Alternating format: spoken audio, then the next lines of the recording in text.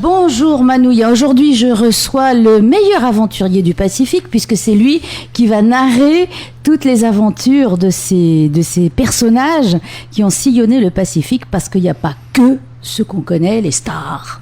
Oui, voilà. En gros, ça fait 35 ans que je sillonne le Pacifique, 35 ans que j'entends parler de la Pérouse, de Cook, de Bougainville, de Magellan. Et avec tous les bouquins qui vont avec. Ouais, bon, et c'est très bien. Oui. C'est très très bien qu'on s'intéresse à ces gens, mais il y a tellement d'autres gens qui ont eu des destins au moins aussi exceptionnels, complètement surréalistes, fous, en bien ou en mal. Hein. Il y a eu les pires monstres et il y a eu les pires gentils, entre guillemets. Et j'ai essayé de repasser un petit peu à travers le crible de l'histoire, en dépoussiérant tous ces gens dont on a oublié jusqu'au nom, le passé, pour essayer de se le réapproprier, notamment, je pense notamment aux jeunes, qui ont des références sur les États-Unis, sur l'Europe, et qui n'en ont pas beaucoup sur l'Océanie. Parce que je t'avoue, je suppose que tu avais concocté tout un panel d'aventuriers, mais il en reste encore. Parce qu'il y en a combien là-dedans ? Là, j'ai mis 20 biographies.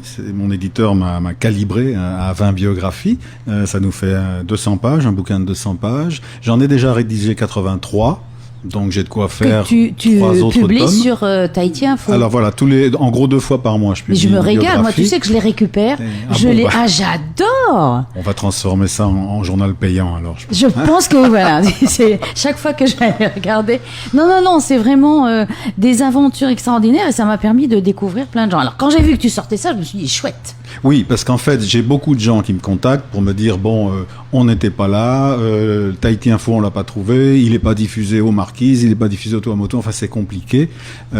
Fais des recueils, fais des bouquins de toutes ces biographies parce qu'on en a tous besoin. Donc l'idée a germé et puis on l'a mise en chantier. Et maintenant, techniquement, s'il fallait tout de suite là maintenant, je peux faire 4 tomes. Voilà, 4 tomes de 20 biographies et puis je pense d'ici la fin de l'année frôler la centaine. Quoi. L'idée c'est d'arriver à avoir une centaine de biographies.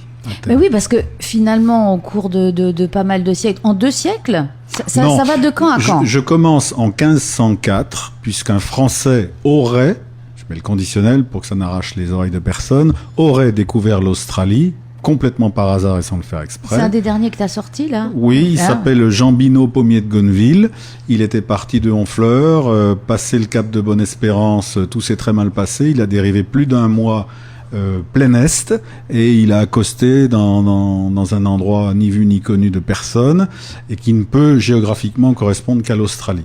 Donc on commence en 1504, la découverte du Pacifique ensuite en 1513, mais alors de l'autre côté, au Panama, c'est-à-dire qu'il y a un conquistador qui franchit quand même la montagne un jour et qui dit « Ah, il y a une autre mer de l'autre côté, fabuleux ».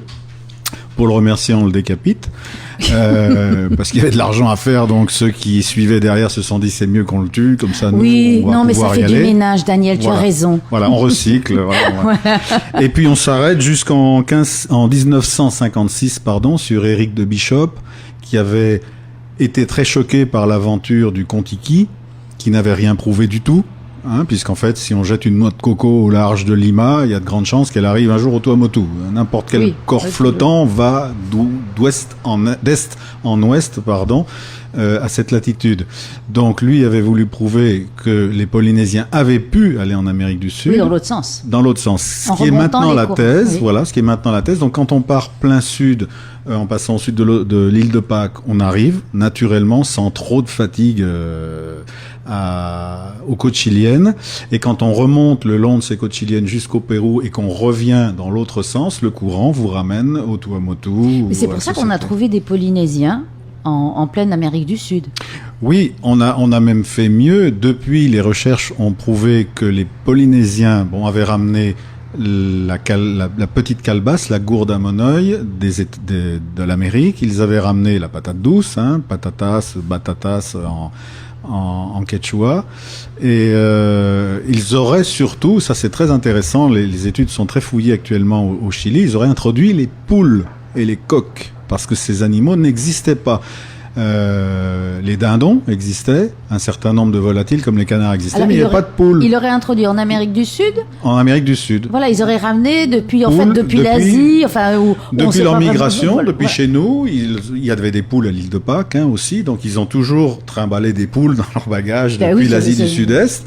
Mais quand ils sont en Amérique du Sud, il est très probable que ce soit eux qui aient introduit les poules et les coqs. Oui, c'est vraiment passionnant parce que. Et il y a des études qui viennent, enfin il y a des recherches qui sont menées actuellement au Chili sur un chantier de fouilles. Les analyses génétiques de tous les squelettes montrent bien que ce sont des Polynésiens et non pas des Indiens, Aymara, des Quechua ou n'importe quelle autre ethnie. On est sûr sur ces tombes-là que ce sont des tombes de Polynésiens. Alors est-ce qu'ils sont morts de vieillesse ou est-ce qu'ils ont été massacrés? Il est peu probable que ça a été un massacre parce que sinon on n'aurait pas conservé les corps. Là, ils ont été enterrés avec. Voilà, puis après on peut toujours faire des analyses sur les ossements pour voir. Voilà. Et là, on sait maintenant génétiquement que oui, ces ossements sont des ossements de Polynésiens. Mais donc, bon, en fait, ça fait pas voler en éclats l'expédition du Kon-Tiki. Ça montre seulement qu'il y a eu des allers-retours. On pouvait faire des allers-retours dans tous les sens. Donc dans ce bouquin, en fait, le domaine est vaste puisque je vais du Panama jusqu'à la côte ouest de l'Australie, en remontant jusqu'au nord de la Micronésie et en descendant jusqu'à Juan Fernandez, qui est à 600 km de Valparaiso. Donc tout cet univers-là est rempli de gens complètement fantastiques. Et je pense que ça valait le coup d'essayer d'exhumer tout ça. Écoute, moi ne serait-ce que par les articles sur lesquels je me jetais avec délectation, je suis ravie qu'il y ait un ouvrage qui les rassemble. J'espère qu'il y en aura vite d'autres puisque... Parce que ça fait voyager. En plus. Oui, ça fait voyager dans l'espace et dans le temps. Dans l'espace, dans le temps. Exactement. On voit ces gens qui avaient peur de rien, quoi. Non, c'est ça qui est assez intéressant en Océanie, c'est que la dimension est telle que les ambitions, alors gentilles ou méchantes, mais il n'y a pas eu de limite dans ce qu'ils ont fait. Je prends un exemple tout bête. Au 19e siècle, lorsque l'Église catholique voulait créer un vicariat quelque part en Mélanésie, en Micronésie, en Polynésie, mais l'évêque, il avait 32 ans, 33 ans. Oui, alors une fois sur deux, il se faisait tuer et bouffer, mais bon. Voilà. Bon, mais il laissait pas d'enfants, en principe. Voilà. Mais en tout cas, les opportunités qui étaient offertes à des missionnaires étaient incroyables. On n'est pas évêque à 32 ans quand on vit en France ou en Italie, c'est évident. Là, on le devenait. Alors c'est pareil. Souvent, c'était les cadets parce que le premier héritait, le deuxième devenait et on les envoyait. Mais ils étaient curés. Mais ils étaient quand même volontaires. Ils étaient tous volontaires. Simplement, la montée dans la hiérarchie se faisait d'une façon incroyablement rapide. Les capitaines de baleiniers, j'ai retrouvé beaucoup de documents les concernant, c'est des gamins qui avaient 22 ans, 23 ans. On te donnait un bateau, ça y est, t'avais 400 tonneaux de jauge, il fallait remplir ça avec des barils d'huile. Bon, c'est pas des capitaines comme on le voit dans Melville qui ont 50 ou 60 ans, c'était des mômes de 22 ans. Ils avaient quoi, 4-5 ans d'expérience, personne voulait a priori aller dans les mers du Sud. Oui, parce qu'on n'avait pas de carte à l'époque et c'était le grand inconnu. La grande inconnue et la réputation de cannibalisme qui était pas exagérée aux Fidji, en Nouvelle-Zélande, aux Marquises, dans beaucoup d'archipels. Donc on se battait pas pour venir dans le Pacifique Sud non plus. Ce qui fait que les opportunités en termes d'aventure, de business, de conversion pour ceux qui étaient des religieux étaient inouïes par rapport à ce qui pouvait se passer sur le vieux continent. Eh bien, écoute, alors, et là, tu fais une dédicace ? Samedi matin à Odyssée, de 8h30 à 12h. Et... Il y en a d'autres après ou... Non, je pense qu'on va lever le pied là, puisque j'ai pas mal de travail. Tu n'es pas un aventurier, Daniel ? Je suis un peu un aventurier devant mon ordinateur. Voilà. Mais ça fait voyager. Écoute, en tout cas, moi je te remercie parce que tu m'as fait découvrir plein de personnages et j'ai hâte de lire le recueil et les autres. Voilà, je te fais confiance. Rapidement, merci. Merci, Daniel.